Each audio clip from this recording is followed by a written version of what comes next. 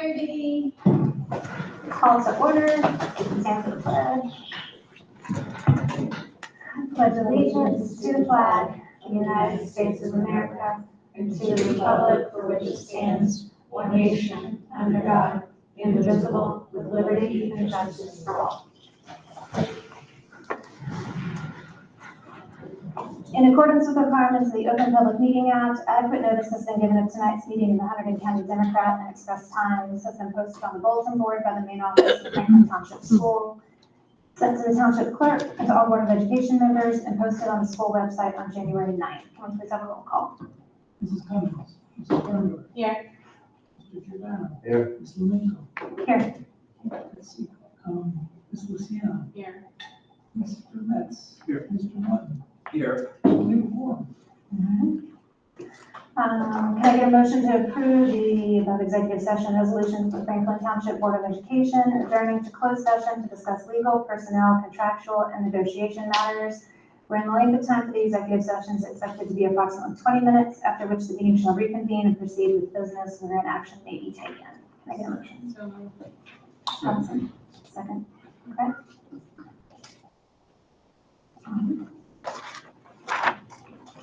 31. Glad evening.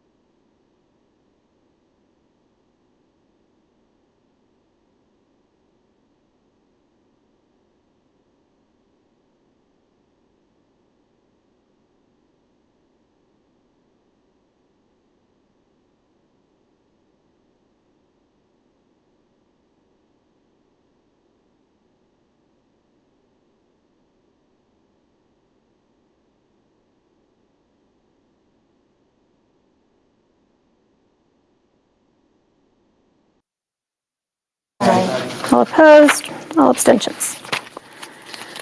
Okay, can I get a motion to approve action item A, approval of minutes? Second? All in favor? All opposed? Okay. Correspondence? None. Mr. Kramer?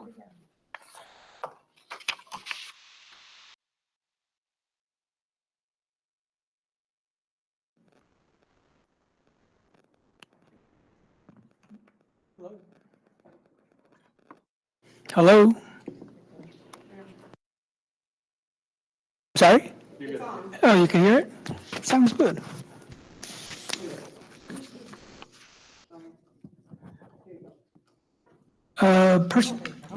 Personal disclosure forms have been all completed. There are 2 board members that have still not finished their training.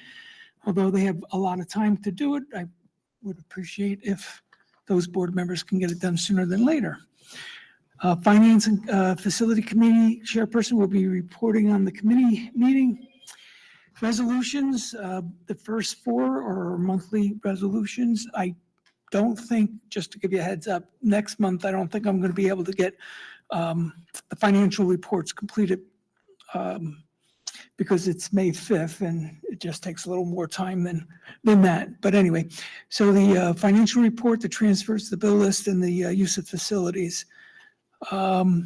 We're asking the board to approve a 50-month lease to purchase copiers. Our copiers will be taken out, the current ones we have. The lease will end April 30th. The 2 months will be free, more or less, and then there will be a 48-month payoff on those leases. Included in that is a printer for the Child Study Team office. Thank you. Our coordinated transportation services with Hunterdon County is on the agenda for approval. The 2025-26 lunch prices are on the agenda for approval. At the, if you recall, the budget resolution had maximums listed in there. For the 24-25, the legal maximum that was listed in last year's budget resolution, we are exceeding the amount that was in there. So this resolution allows us to exceed the original maximum. They're allowed to be modified except for travel, but the others, all the others can be approved to exceed with an additional resolution. And then part of the budget was to replace the server that the district has. And we are utilizing the New Jersey School Board Association cooperative program for the purchase. And those are the resolutions. Current projections for revenue and expenditures for June 30th were reviewed by the committee, and it looks like we're in a good spot to get to the year end. The tentative budget had been submitted to the state, and the state has given us final approval on April 9th, so we are in the midst of advertising. The public hearing will be held on May 5th, where a presentation will be provided and a public explanation on how the district got to a 92-cent increase for every 100,000 a house is assessed. That ends my report. Anybody have any questions? Thank you. Just one question. Oh, man. Sorry. One question. The increase of the legal minimum, is that because we're going to be close to that, or is that just? No, I know the increased number. Do we think we're going to be close? Oh, no. Usually I give it a high number so we don't have to go through this process. So, I mean, I don't think we will not get to, I think I have it at 75. I don't think we'll get there. Thank you. Where are we currently? I I don't believe, think we'll hit 75. Where are we currently? I think we're about 35 to 40. Is that in, I'm sorry, is that in services rendered already? Yes. Yep.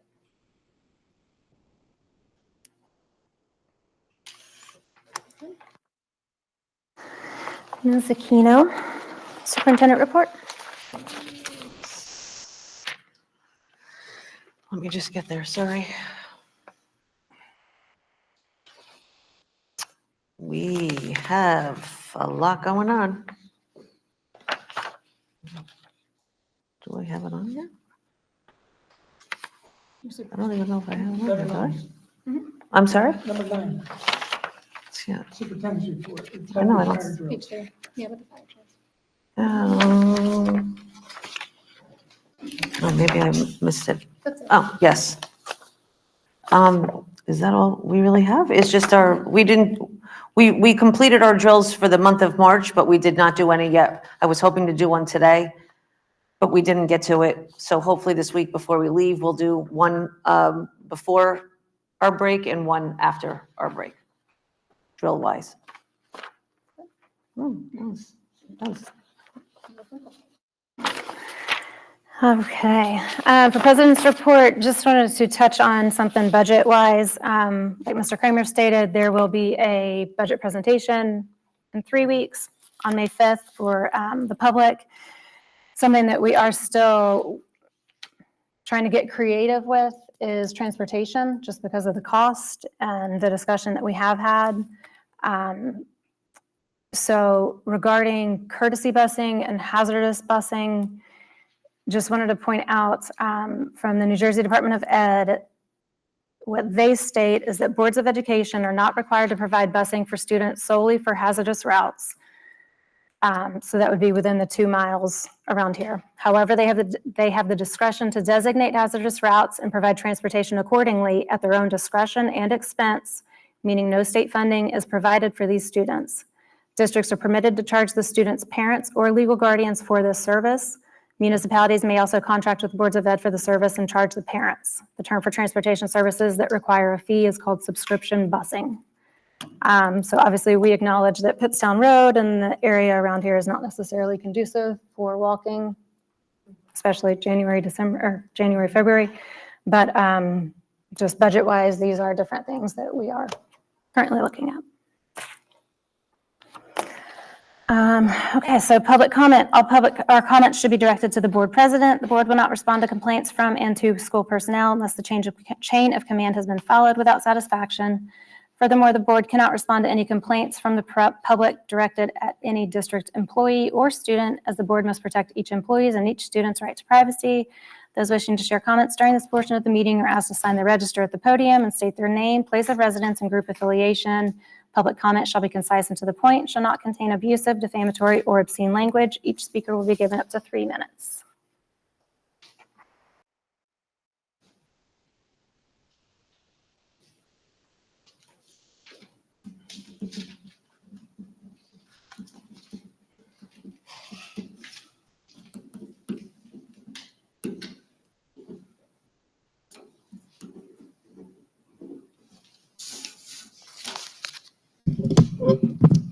My name is Elizabeth Basile, 16 Upper Kingtown Road. Couple different things. On page 7 of the agenda, you actually also talked about it, Mr. Kramer, is the cooperative contract not to exceed $55,000 for the server system. What is it currently? What's the price? So you can get back to that. The agenda also states that there were 5 total HIB incidents. 3 were found to be legitimate. It seems to be a high number, and I know you can't disclose specifics, but it does seem to be an ongoing situation. I've heard about it for the last 2 years. I've been coming to meetings, and I just want to know moving forward, how is this going to be handled differently than in the past so this environment shifts? The agenda also states that Kristen Aranjo, I don't know how to say her name, has resigned effective April 14th. And when I looked her up on the school website, she is mathematics and grade 6 homeroom teacher. There doesn't seem to be another 6th grade teacher listed for either homeroom or math.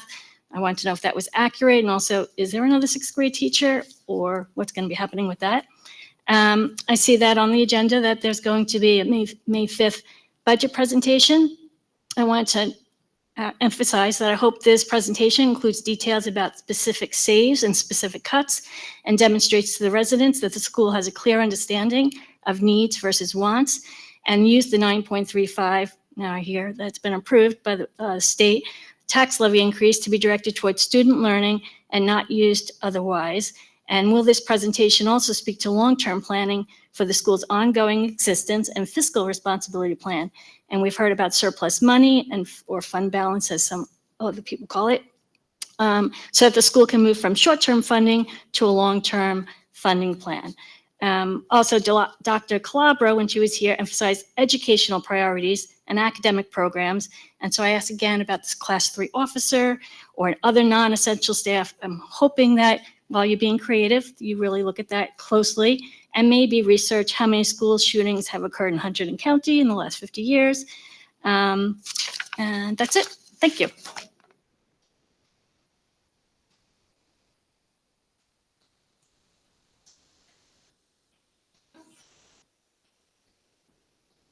Okay, thank you.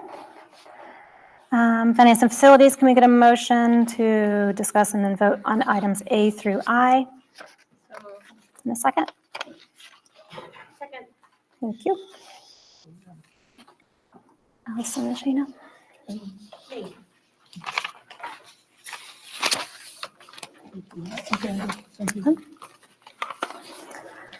Okay, with Finance and Facilities, quick review of the referendum projects.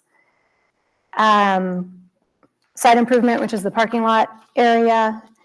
We are still in the midst of DEP permitting requirements. Bathrooms in the nurse's office project. We had 2 contractors show up for bids on March 28th.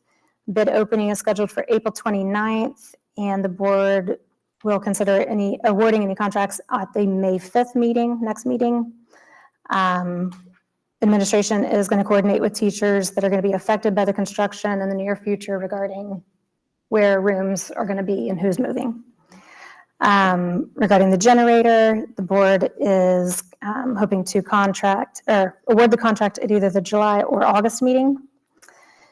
For the local recreation improvement grant, the track should be completed in May, which is great. And regarding the solar system, do we have any more details about the solar system contract? Just because we'd had some questions. So we are in contract with the company that owns the solar panels that are in our back lot. We discussed this a bit ago, that I think we were in a 15-year contract that expires in a few more years. And the energy savings that we get from the solar field it reduces our monthly electrical costs. So we went through this about a year ago, I'm going to say. All I need to do is find it. I have not gotten to that since our meeting. Okay. So So once I do that, I was going to bring it back to the Finance Committee. perfect. And so we do reap the benefits monthly in our electrical bill from the solar panels. So Do we?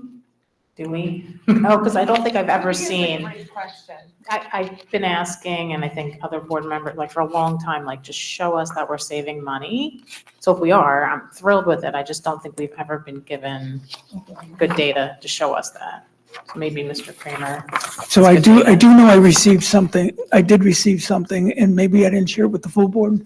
But when I find it, I'll get it. I'll share it again, but I also could reach out and get an updated one since it was about a year ago. Yeah, it'd be great just, I think, to show the board, convince us a little bit that we are benefiting. When you say you saw something, is that connected numbers or a contract? Like, are they giving kilowatt hours, measurements of kilowatt hours? I guess the question I have is, the lease seems to be based on the idea that payment is given through electricity. Is there a measurement of the electricity that we're saying? You know what I'm It's saying? been a year or so since I last looked at it. Sure. So let me grab everything I had from last year, see what needs to be updated, and I'll share it with the committee, and then through the committee, we'll share it with the rest of the board. regarding the JCP&L audit, I believe the system is actually working and they're in progress of our evaluation. And just a reminder, I think there was some confusion previously with the conversation that we've had here regarding what would be our cost to the district for new ACs. We know that we're going to need ACs at some point. So just a reminder for what the JCP&L audit could help with. If approved, JCP&L contributes up to 75% of the new systems that we would need. And then from the remaining amount that we're responsible for, we could either pay for it through reserves or put it out to referendum. If we put it out to referendum, that's when the state kicks in for the 34% that's remaining. So it's a very large number, but we're hoping that the audit is going to turn out well for us, what amount they can contribute. Go ahead, Colleen. Do we have it in writing that JCP&L wants to spend $7 million on Franklin Township School? Or is this word of mouth from some salesperson that you've been talking with? Is this word of mouth or do you have information? Nothing will be known until they provide us a report. When the report comes in, it will tell us what units they'll be financing, if any, and if so, what percentage of those they would be financing. So there's nothing, it could be 20 million, it could be 5 million. I just don't know what they're going to say. We do know what the architect We said. know what we think it would cost us, but we have absolutely nothing in writing from JCP&L. That's what the report does, Okay. which we've been waiting for since August. Sure. The one thing, all that seems very fair. We've talked about this at finance and facilities before.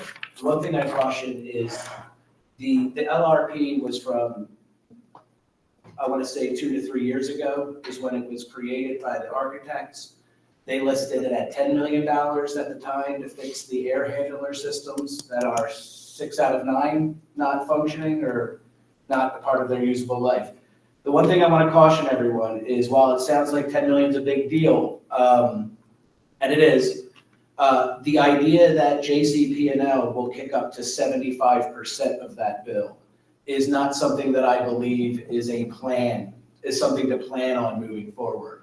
It just financially makes no sense. If we're one of, I'm going to make the number up, one of 2,000 schools in New Jersey, they cannot perpetuate that over and over and over again.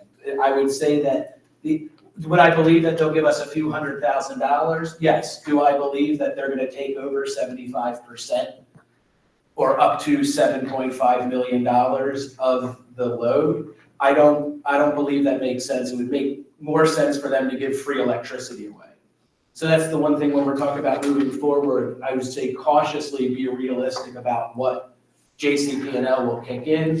And the idea that it's not, 34% is going to come to the state, we're just cutting the cake in a different way. It's still taxes that our community's paying. It's just state taxes instead. I just wanted to make sure that was said out loud. I don't believe predicting a 75% payment from the electric company is a realistic play. And I wouldn't budget around it either. I just want to be clear, I'm not speculating on anything. Oh, I don't think you are, Mark, but I was saying that we mentioned that 75%. You're not the one could be that was paid up being to, which spoken to. is a true statement. I just do not believe it's a realistic, it won't realistically happen. It's just the electric company, JCP&L, PECO, Con Ed cannot go around giving away millions upon millions of dollars to fix air handler systems at the school. I would just say again, at the end of the day, it is most likely going to fall on the community to be able to pay for that. And we should be prepared for that. Well, at this point, nobody knows. And so we're just trying to get all the information out. We know that it's going to be expensive, but we wanted to make certain that the community is aware that there are other incentives and there are other ways that the cost could actually be reduced. Oh, 1,000%. Yeah. Also too, with what we were talking about, these numbers were projected 4 years ago, 2, 3 years ago. Well, that's what I want to clarify, last September. Last September, okay. So not even a year. It hasn't been a full year from H2M doing their audit? Or Correct. It was H2M in September of this year? Correct. Okay, so we'll say this year, we'll say $11 million a year later. Does that seem fair? 10% increase on costs? I'm not holding you anything, Tariffs Mark. have come out, I have Yeah. no idea what's going on. My point on it remains the same. Can I ask? Of course. We move on. Can I ask we move on? Yeah, of Just course. simply for, At this point, we're all guessing, but Yeah, we're just trying to get all the that's what I'm information. saying. We're all 75% guessing, we're and speculating about costs. I think we've made Yeah. the point that making guesses that are in absence of fact are not Okay. helpful. Also, some of the newer business with finance and facilities.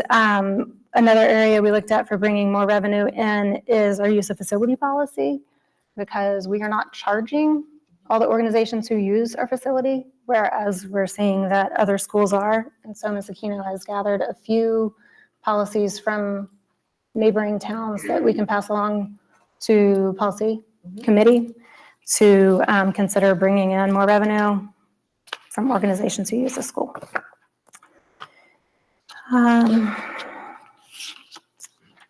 And does anyone have any questions on A through I?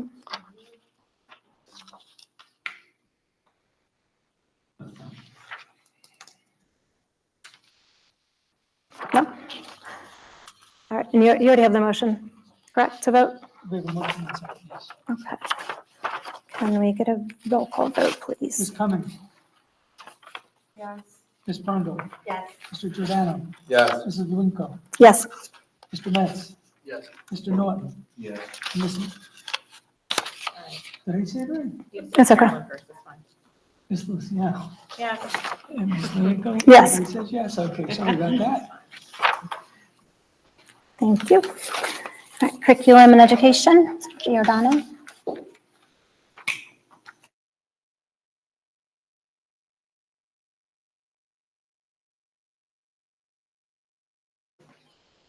Sorry, I don't have my notes with me from the last meeting. We did talk a little bit about the, there's a donation from the, sorry, I don't think I'm on here. Donation for backpacks. I think that's going to be with the nurse's office. It's going to be on a needs basis. What am I missing? Sorry, Ms. Aquino. You'll be approving our affirmative action team tonight, Mhm. so that we can move forward with our comprehensive equity plan. Do you want me to just keep going, Mr. Giordano? No, not at all. You'll be approving our school physician, which is the same as last year, our special education services, which are also on the agenda. Our food and beverage items that were donated from ShopRite, the revision of our school calendar, which is important. I sent that out to everyone. We get 2 days back. And we also planned our 8th grade graduation, and I don't have that date right in front of me. Someone know? June 19th. Thank you. Field trips we have on the board agenda for this evening. Our frontline, which we will use for human resources moving forward.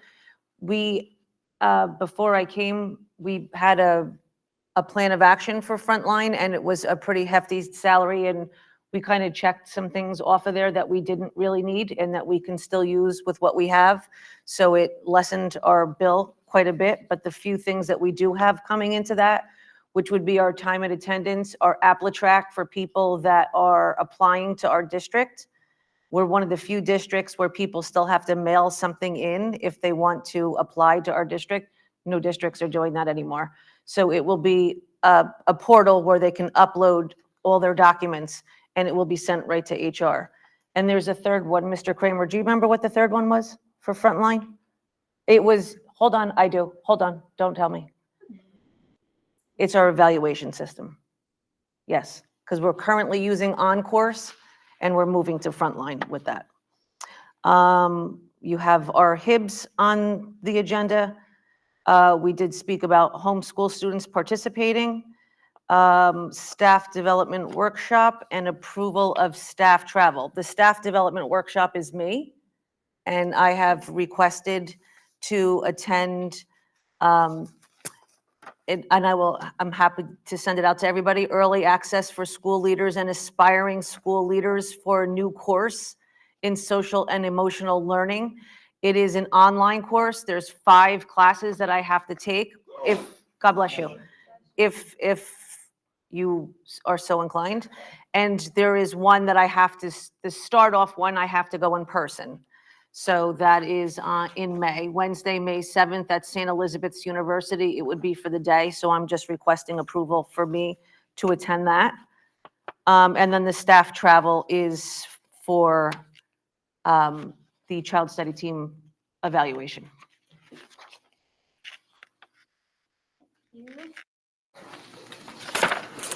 Okay, can we get a motion to approve A through K? Can I ask a quick question before we For the frontline human services software, could you just go a little bit more description as to what we currently use, its downfalls, and just because this is a large reoccurring expense, just so that us and the community understand the software update that we're doing and what the goal with the new software will be. Absolutely. It's a three-prong thing. Was there any one of them in particular you wanted me to talk about, or No, all you can three? just do generalities. Okay, right now we're currently using a program called On Course when we're doing teacher observations and evaluations.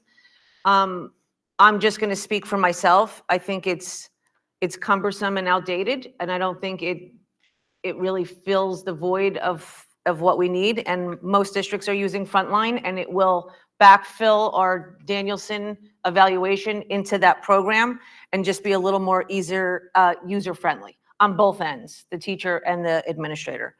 The other piece is AppleTrack, which is a program online. So we would post that we have an opening, and if you are so inclined, you would go to, it takes you to a website and you upload all of your documents to AppleTrack. So anything that you would normally, now people will mail into the district, your resume, your certificates, your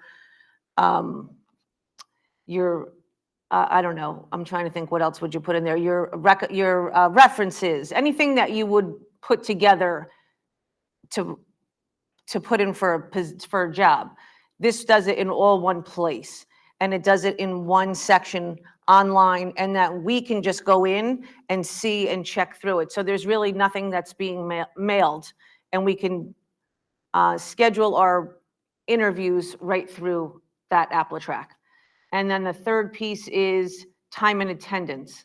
That would be where teachers would go onto the portal and click on that they're going to be absent for whatever reason, and it would open up the portal to our substitutes, and they can go right in and do that. So it kind of eliminates the middleman, and it also keeps track of the swipes of the teachers, so we know they're there, they're in and out, what time they're. So that's the third piece of that. When it comes to the resume building and that end of it, is that cross-network? Does any school can have access to that, or is that a database specifically for our institution? It's just for us. Gotcha. Most districts use AppleTrack, so if you were to apply to school district ABC, you would log into their AppleTrack and upload all your stuff for that school only. But it's not transferable between. It is not. institutions. Item B. We just talked about the possibility of the facility fees being revisited. Do we have time to revisit that before that contract is renewed with YMCA? Yeah, I think so. Mark, do you know when that ends? I think we have time for that. Yes? Yes. No, we don't? There is a process to go through in order to do it the correct way. And I just don't think it would be fair to them at this late point to try it. Plus, we don't have a policy yet that says Yeah, that's what I what we mean. can do. So I would prefer to talk about it more, get a policy that says that we are able to charge fees. And then the RFP process would be required. And then, again, that takes time to develop and process as well. I don't recommend doing it for this year. Yeah, no, I know it would be tight, but. Too certainly, tight. Yeah, for future reference. Because that is a revenue generating. I know it says in the, that we provide services provided to us at no cost to the district, but obviously there's cost to parents. So obviously there's revenue being generated here. So yes, to your point, I understand that the red tape involved would put that process out too far, and I totally get that, but definitely worth revisiting in the future. That does cover before school as well, I'm assuming, the after-school program. Gotcha. A question on the revisions for the school calendar, just so everyone understands, we're 2 days ahead on the required amount of school days. Cutting those days back, is that a cost savings thing, or or we just don't have to do those days? Is there a world where we can keep those days and get the kids get 2 extra days of schooling? No, yes, no. No, It that's, was worth a shot. yeah, that was a great shot, yes, but we do, we do have a teacher contract that we, need to abide by. And we put 4 days into the calendar for last year, 2 of which we used and 2 you Understood. give back. Yep.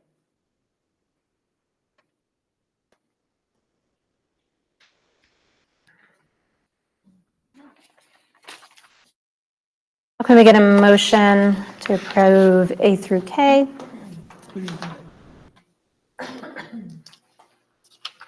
Just one last one, a quick question. For the superintendent HIV report, does that include the current ones that are going on, or is that from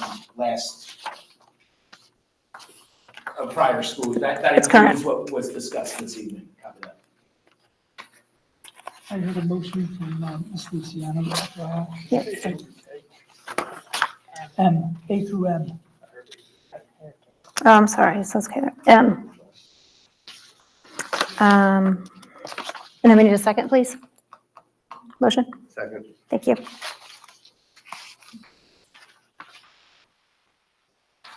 We need a roll call vote, please. Ms. Cummins, Yes. Ms. Frondor, Yes. Mr. Giordano, Yes. Ms. Luciano, Yes. Mr. Metz, Yes. Mr. Norton. I'm gonna vote yes on everything but J and K. I'm gonna recuse myself from or abstain from those. J and K, abstain, everything else, yes. Ms. Levinko, Yes. I have 7 yeas on everything except for J and K, where we have 6 yeas and 1 abstention on J and K. Motion passes. Thank you. Policy and personnel, Ms. Cummins? Yep, we met this month. Thank you. We met this month and we are still awaiting our policy manual refresh from NJSBA. With the departure of Dr. Clapper, we did reach out to our NJSBA representative and we are continuing that effort forward with no measurable or expected interruption to completion. The expectation is that our policy manual is going to be refreshed with an entirely different set of expectations, which will require every member of this board to collaborate with the policy committee in order to ensure that we move this forward as fast as possible from a place of policies are out of date to policies are now up to snuff legally, and also include all of the individual carve-outs that our district wants to carve out. That work is still moving forward and that is not interrupted with change of leadership. We are continuing to move forward with our paraprofessionals being brought in-house as opposed to working with a district partner. So that work is continuing forward, and as you'll see on the agenda, there are a lot of items that we are moving forward, all in good faith and with good expectations for outcomes for the school. Are there any questions from my peers and partners and colleagues? If not, I would recommend we move to a vote. Making a motion? So moved. Second? Second. Roll call, please. Ms. Cummins, Yes. Mrs. Frondor, Yes. Mr. Giordano, Yes. Mrs. Luciano, Yes. Mr. Metz, Yes. Mr. Norton, Yes. Ms. Levinko. Yes. Passes. Thank you. Negotiations? Yeah, so negotiations, we met 2 weeks ago, last week. Yeah, time is blending. Our next meeting is April 28th. We continue to meet with the QEA and are having good discussions, good progress on finding, settling a new contract, so. Moving along. Moving along. That's all. Thank you. Communications, we met this month for 1 hour on March 12th. We've been providing as much information as possible regarding multiple changes this month. We've gotten great feedback regarding the live streaming, and again, thank you for everyone who brought the audio and the tech together for this. Regarding the budget, communication on that, that's, as we stated, budget presentation on May 5th. Another thing that we talked about were student board representatives and how we would like to go about electing, finding, appointing student reps. If anyone has any feedback. I don't remember what the process used to be, but it was typically like 2 8th graders. I think the superintendent asked Okay. that. So, but whatever method, I mean, just having the kids here would be great. Yeah. They typically did it about 2 marking periods, and then for the second half of the day, they had 2 new, but we're coming up at the end. Did we follow up on? Would it be? Did we follow up on the committee recommendations that we look for our student body presidents Well, that was, and vice presidents to carry that sword forward for the first set of? well, we can talk to, No, we didn't Superintendent talk with doesn't. Aquino, we talked with Glabra, but that's what I'm saying. did we since- carry that since then, forward, it or? is- it's Okay. being transferred. That is still the prevailing recommendation from my position. That was for grade. 8, President, vice president, or? Yeah, if we have a student body president that is standing in that So- position, it would be great to have them be challenged in that role. Yeah, To not come grade to the- president, but student council Student. president Yes, the student council Got it. president. and vice president, I assume. Yep, that was the recommendation initially. That makes sense. Can I make one ask that either if they want to come, that'd be fantastic, or at least put something in the minutes, maybe an update from the PTA as an item? And preferably if they're going to come, let's put them right at the beginning of the agenda so they're not stuck. But we used to have that. It was always nice to hear from them. I agree. We did discuss at one point having a PTA liaison. right? Mhm. Is that That's what I'm asking. yeah, to create a full, schedule it where, but I think it was me and you, Caroline, talked like, not make it one of us. We each take like a month. Take a month, So yeah. there's a different person arriving just to show face with the PTA and build bridges. But I think that piggybacks on what you're saying. I think that's a fine idea. Okay. So I'll reach out to PTA and see if they plan on attending, and if they do, we'll add a section for them. Roll straws. See who goes to the PTA meeting. Okay, so our next meeting is April 16th in Township. Mr. Metz.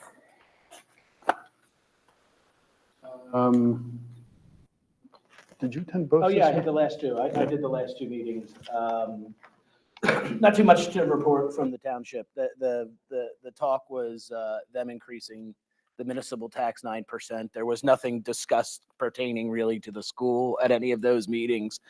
They're moving forward with their trail group to help rehab a trail in the community. And the biggest announcement was an Easter egg hunt that took place yesterday. And I can speak from experience that it was a massive success. And my house is filled with Smarties and Tootsie Rolls. Other than that, there's no other major committee notes to share with you guys.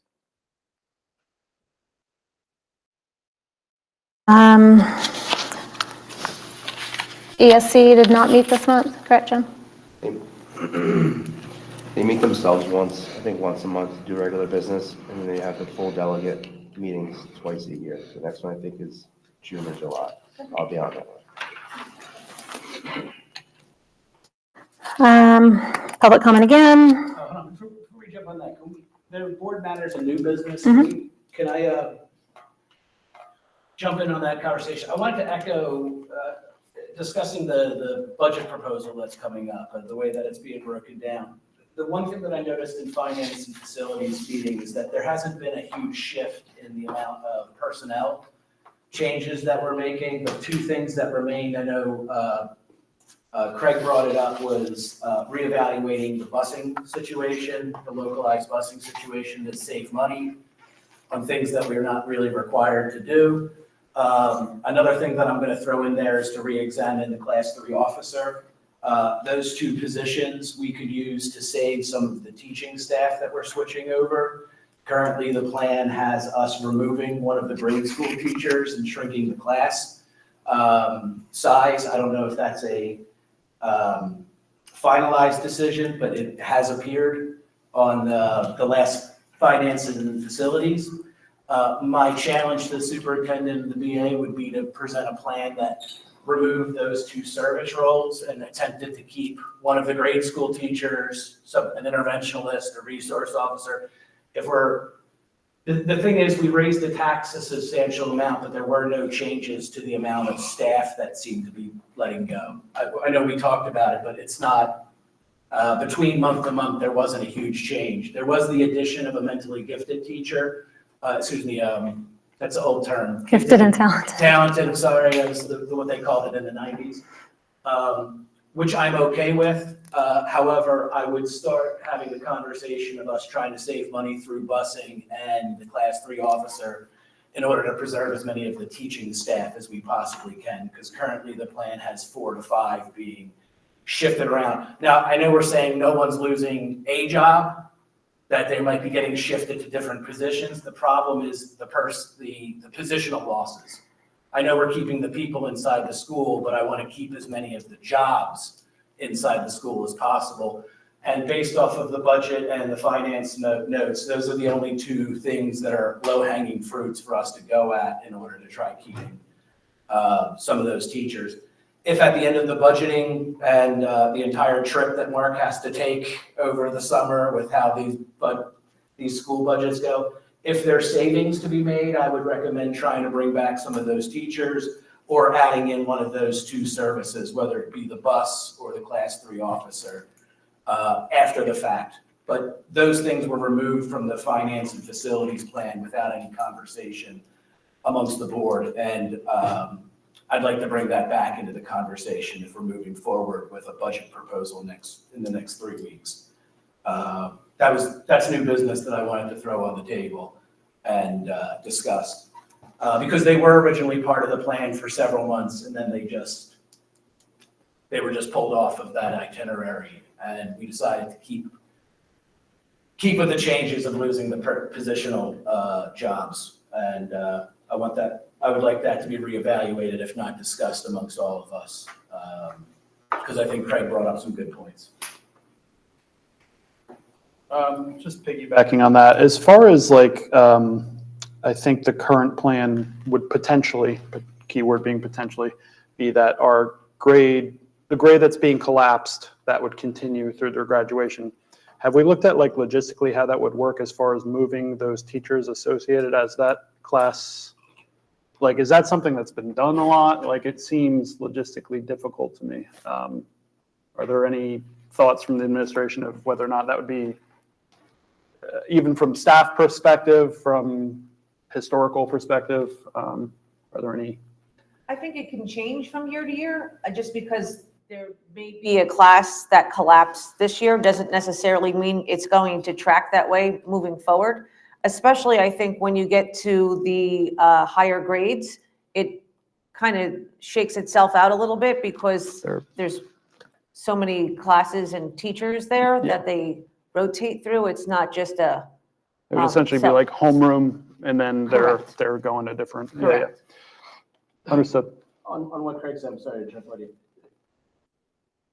I'm going to make up a grade, just so we're talking, let's say a 5th grade teacher, right? If we remove one of the 2 5th grade teachers next year, or this year, what would be the plan of reinstating a 5th grade teacher? Because whatever class size is the smallest currently is it's unique. I don't think class sizes are going down. It's actually going up when you look at the tracking of the class. Won't we have to be here a year later trying to figure out how to bring a 6th grade teacher back so we can have full class counts if 2? That would be, I guess that's my question. You're setting up, we're cutting into the long-term business model of the school of having 2 teachers per grade in order to save this year. Once this year goes by and that class has, I'm going to make numbers up, 40 kids then we have to create another 2 classrooms. That would require us making cuts in order to bring that teacher back. Am I wrong?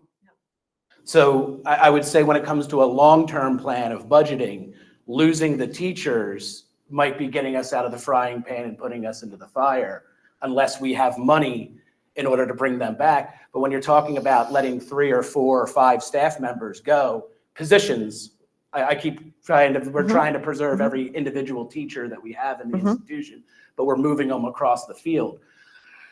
I just don't see the ability of bringing those back with our ability to tax moving forward. And when you talk about the brochure promises of the school, small class sizes, 2 teachers per grade has been the business model for years here, is from what I'm gathering. I'm newer. But again, that's just a concern that I wanted to throw out there. I think we're going for short-term gains when losing staff and teachers to preserve some of these services that are courtesy at best and preventative. I would call them preventative services. I'd be more inclined to cut those and keep the staff, which I wanted to bring up for conversation. And if there's not a ton pushing back on it, then I would propose that we change the financial plan that we're about to propose in 3 weeks to say we're cutting services and keeping the teachers, because that's kind of what I voted for. Those are my thoughts. Yeah, I voted for what was presented to us.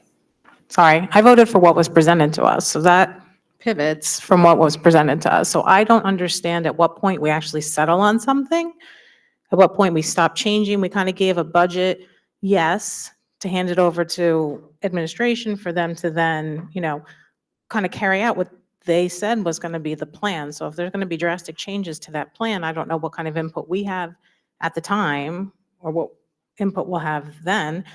I don't agree. I mean, I don't see low-hanging fruit as our children's safety, whether it's transportation or the class area officer. I don't see that as low-hanging fruit. Safety is, one of my top priorities along with academics. So I don't want to just say, let's change it because nobody's pushing back. I just don't know what the pushback is. I don't know when we'll know what the final plan is, but what I had seen and what I voted for personally was what was last presented to us, and those things were included.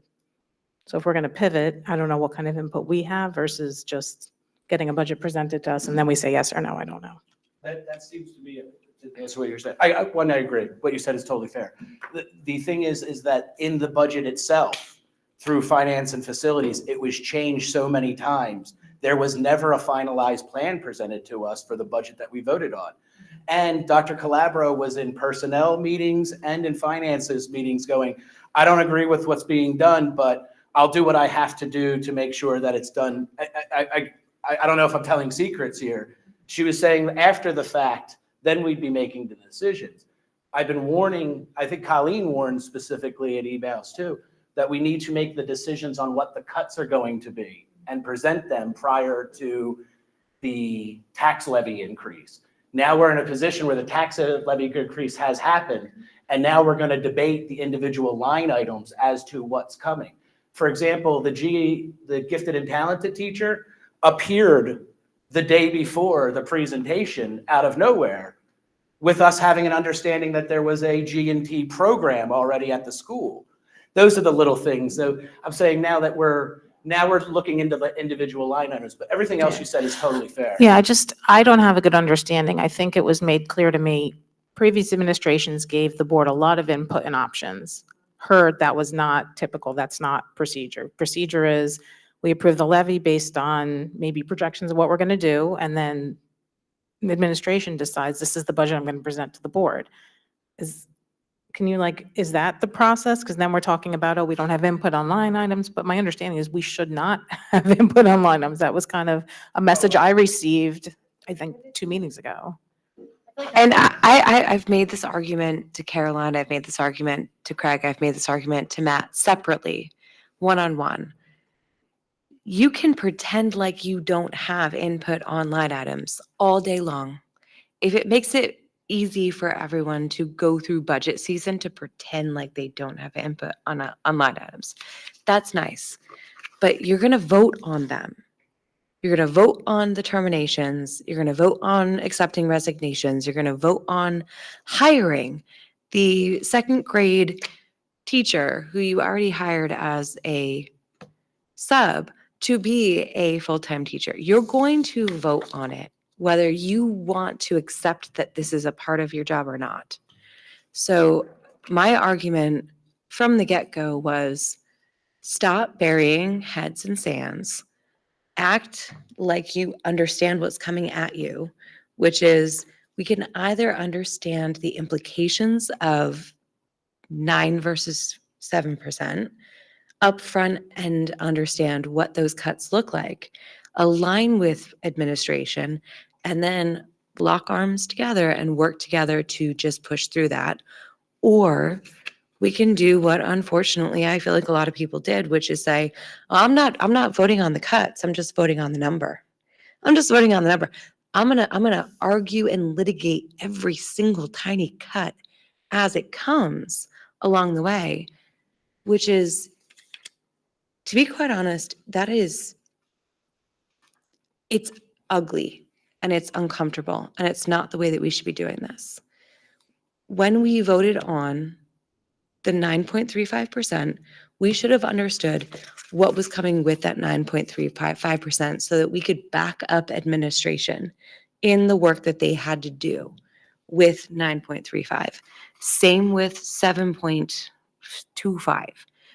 Whatever we voted on should have come with an understanding at a board level of what cuts were on the table. And that is simply because administration deserves the dignity of us not relitigating all of these individual cuts and the human beings who are involved in these cuts, not watching us relitigate their job as important or not important in front of the public on a regular basis for the next 6 months following that vote.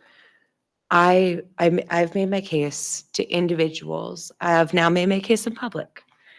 But when I said we need to be aligned with the administration on what these cuts mean to the people who are going to be cut or the roles that might be eliminated, it was to link arms with administration so we weren't doing this. To be quite honest with you, this is exactly what I was trying to avoid, but we're doing it anyway.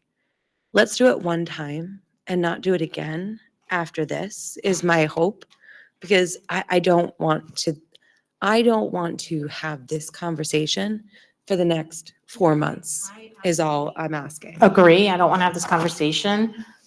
Not disrespectful, but Matt brought it back up. I thought we were settled. I thought we had been given a blueprint of what the cuts were. Because I don't know, and in fairness to Matt, I don't know what cuts are going to be made because we're flip-flopping left, right, and sideways. We really are. If I'm unclear, and I've been reading all the notes, and I've been in all of the meetings, and if I can't stand here and with full faith and confidence stand in executive session with you as a board and say, I'm going to explain to you what my understanding is, and I feel confident. If I can't say I stand behind my understanding without doing a lot of, I'm not sure what that one thinks, and that one thinks, and that one thinks, and that one thinks, then no, I don't feel like I am confident about what we voted on. On what was going to be in the budget. Maybe the explicit cuts weren't laid out, but we were shown what was going to be in the budget. And that's how I formed my vote between 7 and 9 or whatever. And if I wanted everything that was going to be included, which I did. There's two. That's why I said it doesn't lineate all the cuts, The issue. but I it shows have- you everything that's going to be in the budget. The Sorry. issue I have is two very specific things. On the day of the vote, I emailed asking specific questions about cuts, who's staying, what we're gonna end up doing with this proposal. The G&T teacher landed on that. That was one of the big questions I have. Mark, I know you were sick, you couldn't get to it, right? The problem is that based off the questions I was asking, who's staying and who's going? That was not answered. It was kicked that we're gonna decide that after the fact because we don't have to make those decisions right now. That's what was conveyed to me.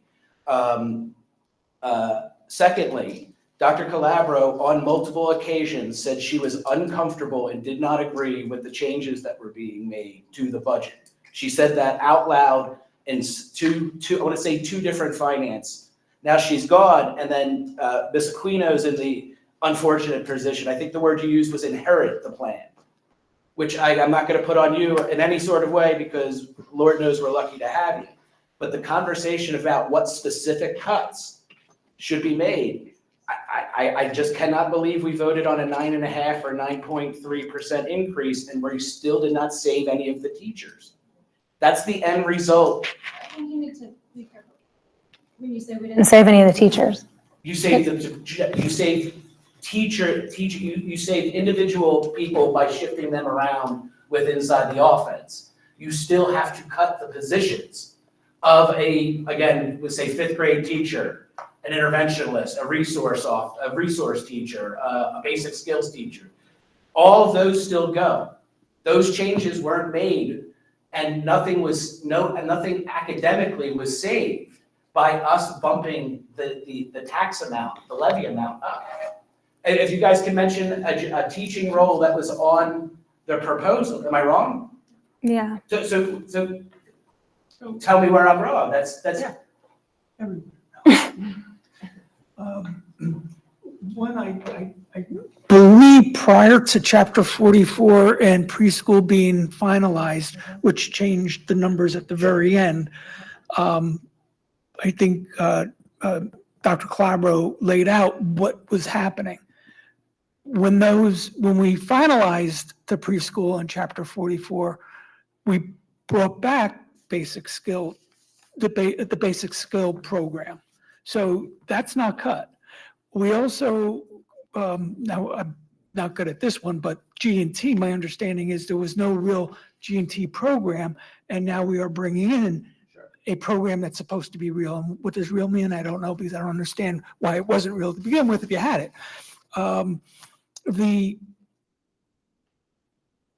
There was when it comes to the resource room teacher, it's not needed. If it's not needed, then why spend it?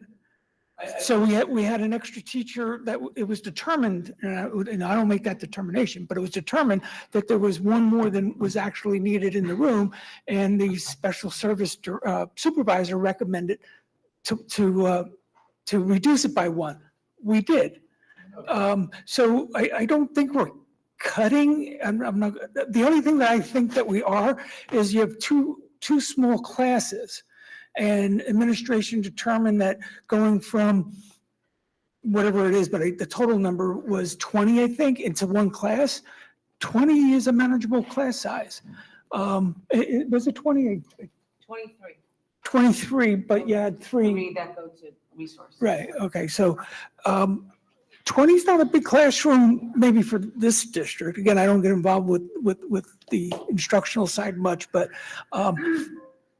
I just don't see what is a hard cut. That chapter 44 in preschool, when that was all done, brought back stuff. On the managerial report, there's still 4 positional losses that you cite in the numbers.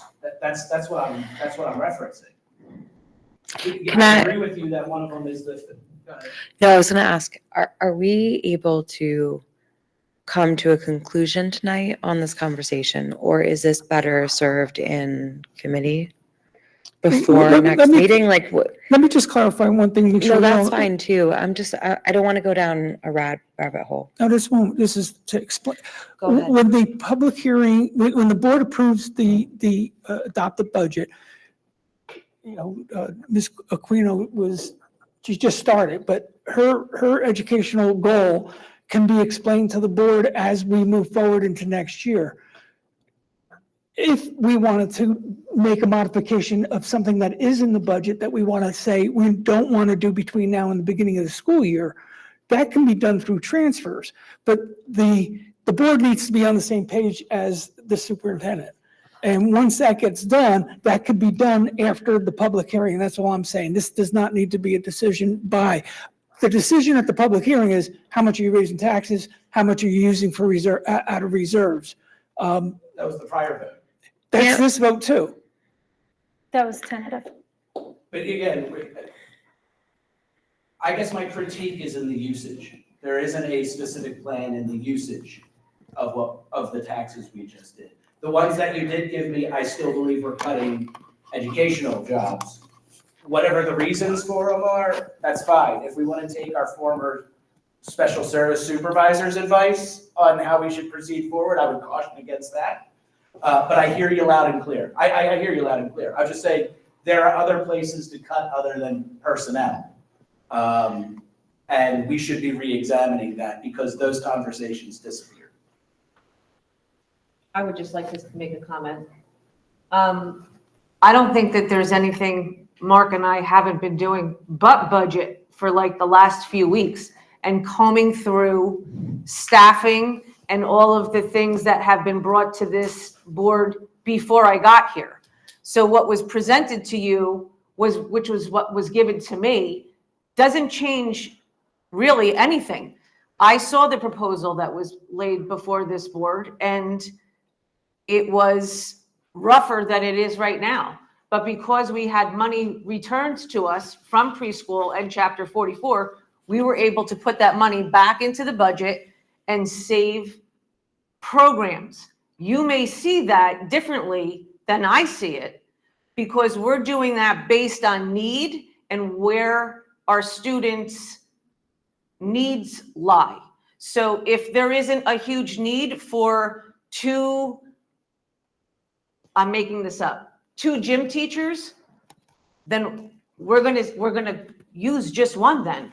So what we're doing is combing through our staffing and our needs and where our numbers lie to make everything work.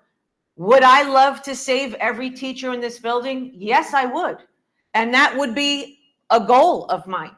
But my goal is to educate our students the best way that we can while saving money. So if it doesn't pay for us to run 2 gym classes, then we're not going to run 2 gym classes. It just doesn't make sense to me. So what we're trying to do in our best interest is to service our students academically first. Can we keep the teachers second? Yes, that's a plus and a win-win for me. And also, we have this conversation. I just had a long conversation with Mark this morning about what our next year's budget's going to look like. Am I going to put all these people in all these places and then next year I have to pull the carpet out from all of them and we're going to one classroom or we're going here, we're going there, or do we really need this position right now? It is a constant conversation that Mark and I have. It's not something that we take lightly. It's not something that we just said, oh, this is what the former people did before, then we're just going to like rubber stamp. It is an ongoing conversation all day long. Where is our money best used? How can we best educate our students with what we have?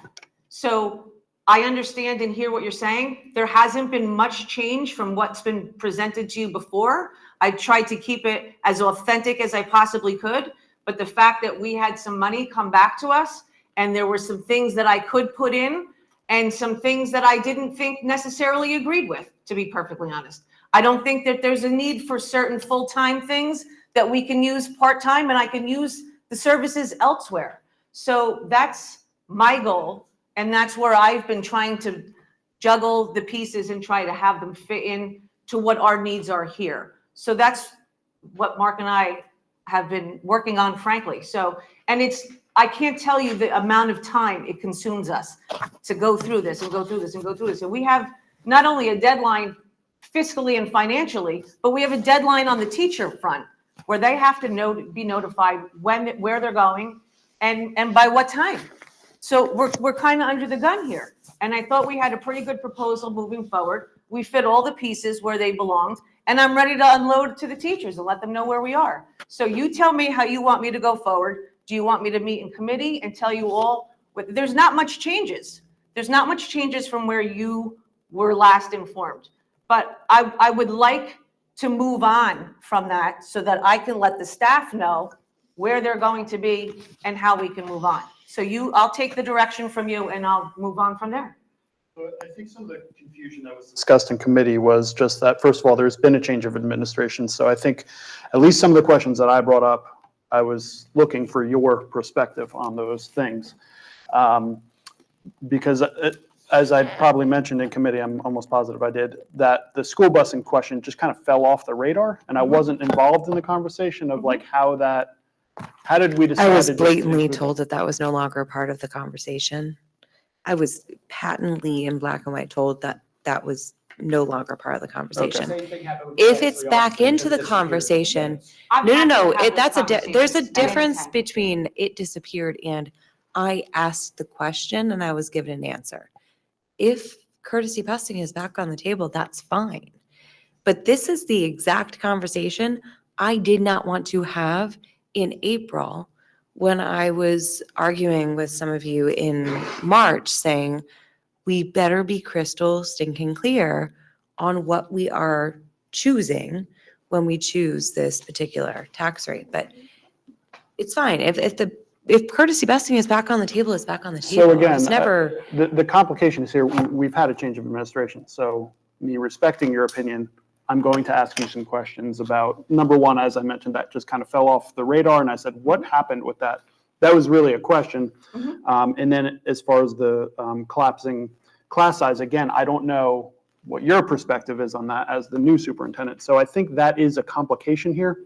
I don't think any of us are trying to make this process difficult as much as understand the perspective of new administration and ask some questions that may have been lingering to some degree. Because as I said previously, that kind of fell off and I was not aware of like any final decisions being made there. So don't want to put out the illusion that we're being difficult or we're asking last minute questions as much as getting perspective from new administration. So hopefully that is clear. And I think once we had the conversation about the transportation and the class size, that was the most conversation I had ever had on it. So that was kind of presented to us. Now we're asking the questions because as Colleen said, at one point she just said, no, that's off the table. I never knew why that was. So that's how the question got to you because it was the first time we kind of had the opportunity to discuss it. So hopefully that's clear. I did not take that off the table. Yeah, gotcha. No, it was taken Understood. off the table by previous administration. Okay. Yeah, so that's, Just to be very clear. This was some of not- these like This was questions. not a Jen took it off the table. This was, it was taken off the table by previous administration. And I even probed into tiered start times for the school when it came to busing. And I was given answers. I asked questions and I was given answers. Those answers are different from what I am hearing. Where were those today. questions asked? Just in case I did miss a meeting or something in there, but I don't In know. committee. They were in committee. Not, you and I don't have a committee that overlaps. Uh-uh, They were asked in committee. gotcha. But it's also too, when those items, the number. I think you might have been in committee when I Say asked again? those questions. You were in, were you Yeah, in committee? those Yeah. that started by policy and personnel. Is those line items and the values were removed as options. And then when we inquired to Labro about it, she said that the board pressed back and said that they wanted to keep those things. There was no conversation, there was no input was put on these. You shake your head, Mark. It's the superintendent's budget. I know I didn't agree with some stuff that Dr. Clarbo did, but Yeah. it's the superintendent's budget. The decision is the superintendent's as to what to take in and take out. It's the board who provides the superintendent the direction, and hopefully, that direction includes what, in the budget, what the board is looking for. But I don't think a board member can tell a superintendent to take it out, so it was. That's why I'm in my asking opinion, how it was taken Her out. decision Yeah. to do it and not a specific board member or. That's not the impression I got, because she did say she had disagreed with it, and she would, I think, what were the words she used? I'll do what I wanted. I don't remember the specific quote, but when those things happened, she referenced them, said she disagreed with them, and that she'll do what she has to do after everything's voted for. That's the, but I'm just giving you an example of, and now when we're sitting here, there is no major changes based off of the additional 2% that we got. And that's my read of reading off of the manager reports. That's all. There might have been different line items, Mark, higher up on the page that corrected the math of things. But when you get down to the superintendent's end or this personnel end, almost all of those are exactly the same. And busing and class 3 both, one day they were there as a negative of savings, and then the next day they were removed. I don't, if that may have been Dr. Calabro's decision, that's totally fair. I can tell you, even though it's a superintendent's budget, I input it into Of course. software, and the direction comes from the superintendent to me as to what to put into the software. So it didn't come from anywhere else other than her. I'll bite on that. Hi. I don't mean to repeat myself. Are we accomplishing anything meaningful in this conversation? Or do we want to maybe log some takeaways for committee and some work to do between now and next meeting? I I would- heard from Mark, there's no work to be Okay. done. Did I mishear it? That our vote is So- just basically to finalize what we tentatively voted on, and then the actual budget you guys are working on, right? Is there nothing to do here before May 5th? The only thing I'm seeing is, there's gonna be, just to give you an example, a class 3 officer right now is in the budget. I'm hearing maybe we want to reconsider that. That should be a discussion that the board has so that the superintendent can then tell you what she's going to do within the budget. Well, and now I'm going to be the one that's trying to shut this conversation down because I think it's going nowhere. But like busing was in the budget, and now I'm hearing it might not be in the budget. If It is in the budget.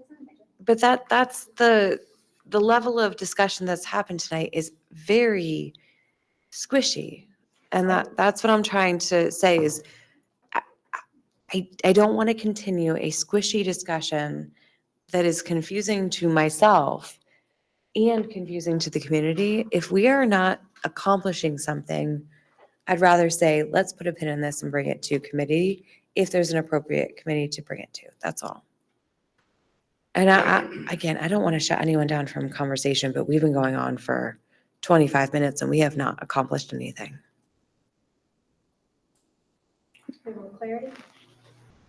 No, I mean, I think. I still don't feel I like I think have we've any more accomplished something clarity. in that I think intent of everyone involved has been declared in that we've had a change of administration, which greatly complicates things because some of these questions may or may not have been answered by the previous. Now we're looking for perspective from new.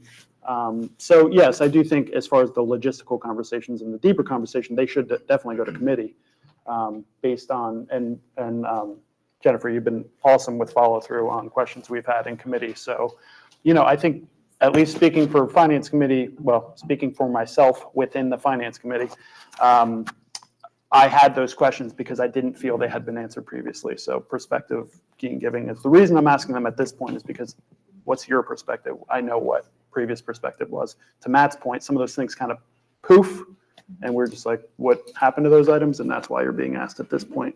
I know ideally that wouldn't happen on that schedule. I think that's all that happened today. I think it's important for us to all understand each other's intent, and not that we're just, pinpointing items for no reason arbitrarily. I do agree with Colleen at this point. We've said it all, so. I actually do have something I want to bring to. I have been patient with y'all.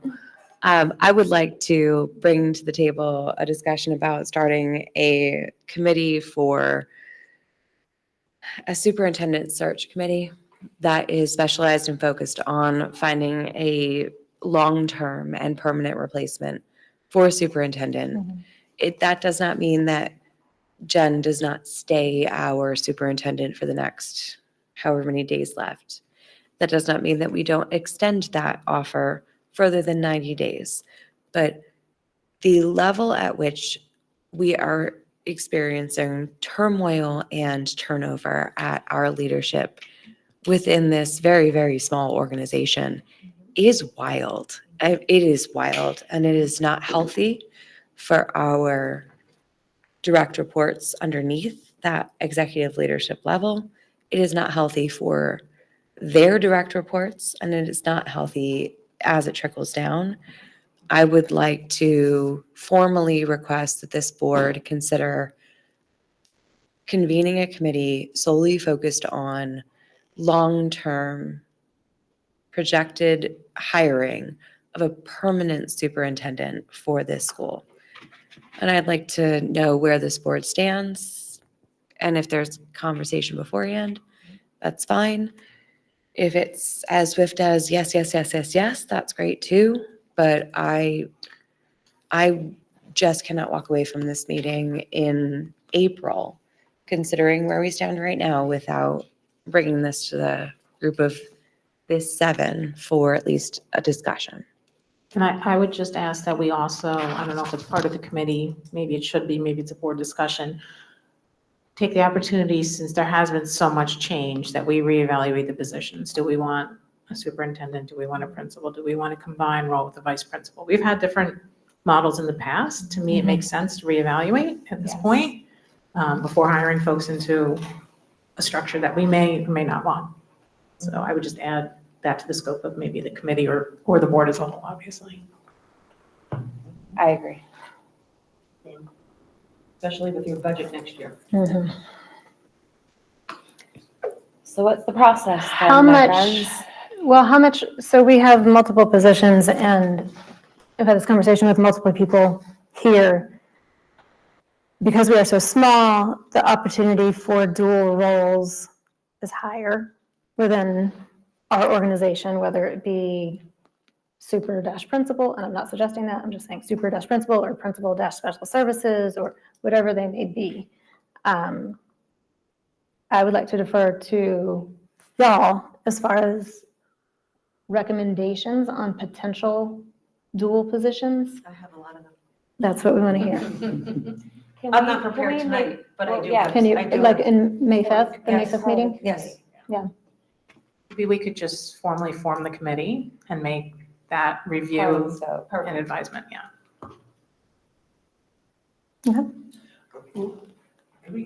Are we able to talk about the BA? Are we allowed to talk about that position? I don't want to violate. Everybody's singing Mark a song. No, you're right. I just don't want to, I don't want to violate anything. We were contacting the Yes. county superintendent. Did they give the green light for? No, we did not get any light yet, and it was 4 times that I've reached out. Even this morning was my 4th time. Yeah. No Mark, if you- response yet. But Mark- the administrative assistant there at the county office did say that it had to go down to the commissioner, and that the commissioner does take some time to review them, and that she would reach back on May 8th. That was what I heard from today. So Mark's contract is up on June 30th. We don't have the luxury of waiting until May 8th to maybe just like throw somebody into the business administrator's position. I'm going to wear that hat too. No, I'm just I- kidding. All the hats. Can we start? So when you say we have a backup, we're gonna throw Cheryl into that position because she's the closest person in Well, proximity and she has. expressed interest. Correct? Yes. She has, I'm sorry. Uh-huh. She has She a has pulse and expressed a, interest. she has a pulse and a cert. I would challenge to, I don't know Cheryl, she's like a fantastic person, but I would just say for the help from. We would post. I and we would post interview. because Yeah. it feels as though we've posted prior with. Absolutely, we so would. to speak. Yes. And I would. It's been posted for as long as And nothing's come in. nothing's come in. No, it's been posted since I think February, Mark? Maybe even It January. had to be up to the organization, meeting, so sometime after the. February. But we will repost again. I would highly recommend reposting. But it's just something to put in the back of your mind. absolutely. I'm gonna hold Are you my, staying? You're gonna? I'm holding If my I'm breath. through, Well, if you guys are looking, I need to find something else. I just, I guess it comes down more to you. If they give the approval, you're still thumbs up for it. Yeah. I don't know if I. You're just thinking like, if we don't get the extension, what's next? Yeah. It's. Because of the most obviously if you get the important position. extension, He stays. you're staying, but if not, the plan would be to, sounds like to repost. And certainly anyone who expresses interest would be in the candidate pool. And the approval would only be for 6 months, not for 1 year. For So Mark. just a heads up. For Mark, yeah, Correct. no, and that's presuming that he wants to hang around with this ragtag He said he group for another 6 months. Turn on your mic. You've paused way too long. This has been a very difficult district, no question about it. I don't know, I do know why, but I want to help and I'm trying to help. And I will tell you that if we land a superintendent that's gonna be the foundation for the future here, as you just said, what was it, turnover in key positions is not good for any It's not good for organization. And that's anyone. been happening. HR, four in HR since I've been here. Yeah, I no, haven't been 2 years yet. this is not this is not healthy for the school at a leadership level. It's not healthy for the direct reports working underneath our leadership levels, and it is not healthy as it trickles down. I don't want this to be the long term. And you're right, I did say that. So to that point, are we in agreement that we want to convene a committee? That committee will be first focused on what is the right structure from a chief school administrator and a leadership position structure. And then immediately once that's done, pivot to searching for the right long-term leader for this school. Yeah, and I think that structure needs board approval, right? It does, we And do then need Once we that. approve that, then That they committee would go can't into convene search. until it's Yep. been board approved. You have to read. By Your bylaws, by contract's the in way. June as well, for superintendent. You carry to December for principal. Correct. Yeah, we got this. We'll do this next month. Yep, nope, my official motion this month is I would like to bring forward a motion that I need a second on for this Board of Seven to vote either yay or nay on convening a special committee by our board bylaws. Mark's like, we need to, Appointed by this, by the board. they're president. created by board action though, by our bylaws. Yes, they are. I'll send you the Okay, bylaw. I read something different, but Okay. Okay. I read something different. What did you read in our board The board bylaws? president just can call an ad hoc committee. Where did you find that in our board bylaws? I'm sorry, Where did you find that in our bylaws? in the, when you say bylaw, that's where it is in the bylaws. I'm missing it. In the bylaws, Okay, I recall, I'm a human, I do make mistakes, we all do. but I, You're right, the president doesn't now ad hoc. It does. yes. Yes. So But- we're not convening a No one said that. committee. It's just we don't need a motion for it. So we can appoint a committee for Okay. superintendent search. So this would be through June 30th timeframe? From here on No, out? it'll take committing longer the than elec- that to find a. You think? Who is interested? Who would like to throw their hat I'll volunteer. in the ring? I'll volunteer. One taker? I'll do one. If we can, but wait, caveat, that you have to piggyback this to an existing committee, so my boss doesn't fire me. It's a new committee. What's It that? is a It's a new new committee. committee. It's a new, I'm just saying, Oh, time-wise, marry it it would be my time-wise. request, so I can, put this work together, so to speak. I can't have a meeting every day of the, you get what I'm saying. Well, I'll tell you, with, it's a lot of time and, because there's a lot of interviews and follow-up, things like that. So like, it's No, I'm not, talking about just straight up when we have to meet, whatever that schedule is, I'd ask to have it before and after existing committee meetings. we can't guarantee that, just because we have to work around people who are working their schedules to do interviews and such. Oh. You heard my ask. Okay. Anybody else? I'll go around the room. I got negotiations, I gotta. Okay. Fred? I think I should probably not be involved based on my surgery schedule. Oh crap! I don't want.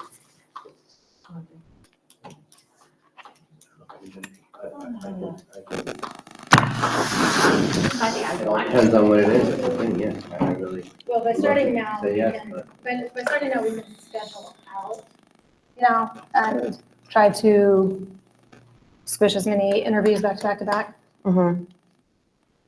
versus last time where we kind of had to go. Definitely being the At evening. random. Yeah, I would, Oh, even, for me too. yeah, I would also prefer evening, just because I have a lot with. my Let's new turn this part into an results at email. work. I'll sign up for this committee if someone will admit that they've actually read 9130.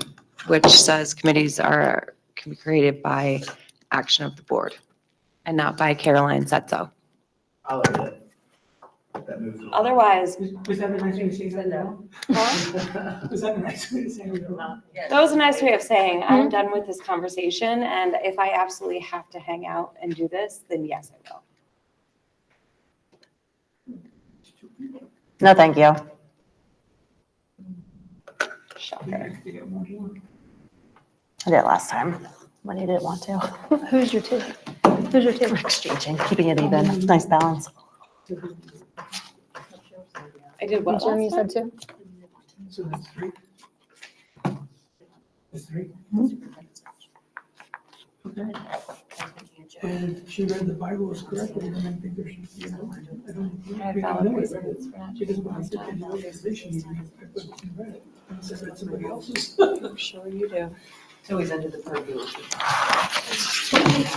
Yeah. So I'm looking at maybe it's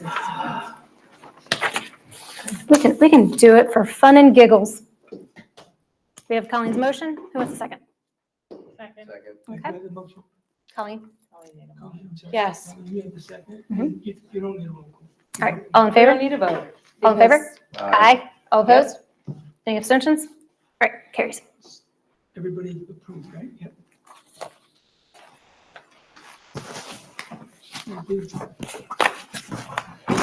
Okay. We're done. Back to public comment. All comment should be directed to the board president. The board will not respond to complaints from and to school personnel unless the chain of command has been followed without satisfaction. Furthermore, the board cannot respond to any complaints from the public directed at any district employee or student, as the board must protect each employee's and each student's right to privacy. Those wishing to share comments during this portion of the meeting are asked to sign the register at the podium and state their name, place of residence, and group affiliation. Public comment shall be concise and to the point, shall not contain abusive, defamatory, or obscene language. Each speaker will be given up to 3 minutes. Any public speakers?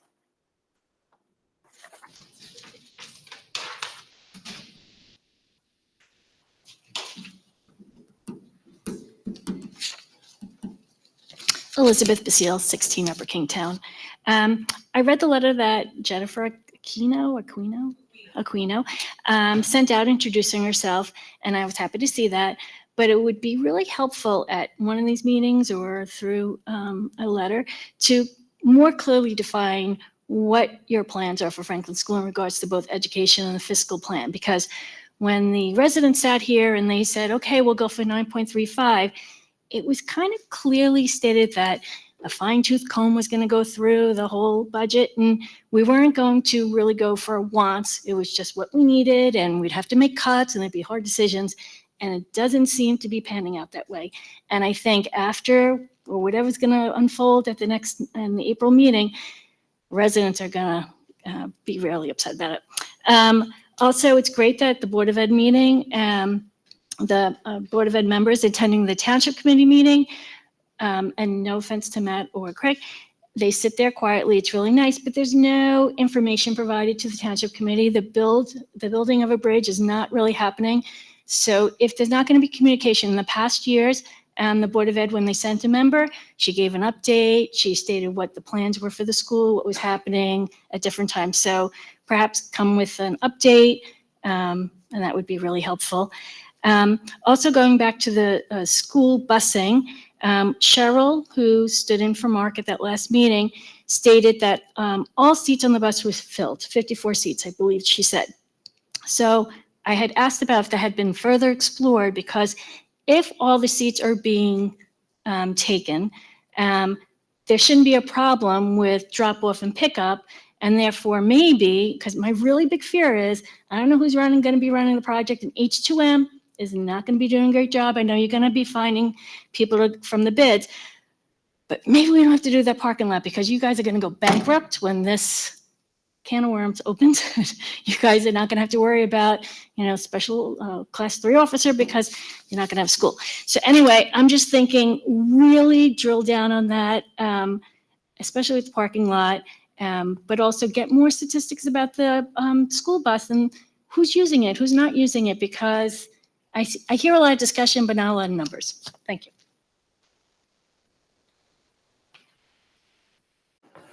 Okay. Noteworthy dates, reminder that next meeting has been moved to May 5th from May 12th. And can I get a motion to adjourn? Oh, gosh, so sorry. Thank you, that's what I was going to say. Is that, sorry, I interrupted you to No. make your point. I just Um, had emailed the board and just respectfully asked if we could move the June meeting from the 23rd to the 16th, if we can possibly do that due to a conflict for me. Correct, June. Does anyone have any conflicts or objections? No, not from my, No, I think we discussed this already. Yes, So I'm sorry. Thank moving it to- June 16th, Moving it to 16. so moving it up a week. that has around. If it's good for you, it's good for me. thank you. Okay. Just send me an email saying that you want to change, Okay. reschedule. Okay, I'll do that. Thank you. All right. No? Now can I get a motion to adjourn? Second? All in favor? All opposed? Abstentions? Motion carries.